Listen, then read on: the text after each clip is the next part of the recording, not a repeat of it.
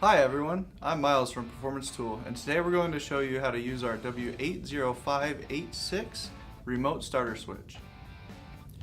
If you have an automatic transmission, you want to begin with your vehicle in park. If you have a manual transmission, you want to begin with your car in neutral and make sure the parking brake is set. This is really important if you plan on starting the engine via the starter switch. Depending on your job, you may or may not want to engage the ignition. Turning it on would be the method for starting the engine, valve adjusting, or setting timing. Leaving it off would be for cranking or bumping the engine, or for special jobs like setting valves, testing compression, or finding top dead center. If you're doing one of those jobs where you leave the vehicle off, be careful if your vehicle has an engine hot indicator, because the lamp circuit in your vehicle could be damaged if you engage the starter switch while the car is off. There are two typical connection types: fender-mounted solenoids and starter-mounted solenoids. If you have a fender-mounted solenoid, you'll want to follow these instructions.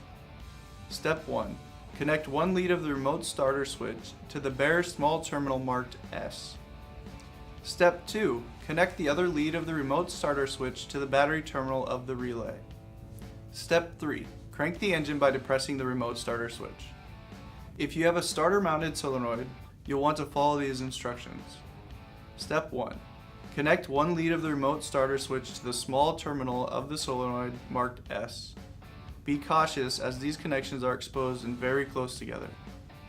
Step 2. Connect the other lead of the remote starter switch to the large battery terminal on the solenoid. This is the heavy cable coming from the battery. Step 3. Crank the engine by depressing the remote starter switch. With either type of solenoid, make sure you use caution when connecting the starter switch. Personal injury can occur if leads are shorted to the ground through tools, wires, or wristwatches. Don't hold the starter button for more than 10 seconds at a time, because this will cause the leads to get hot.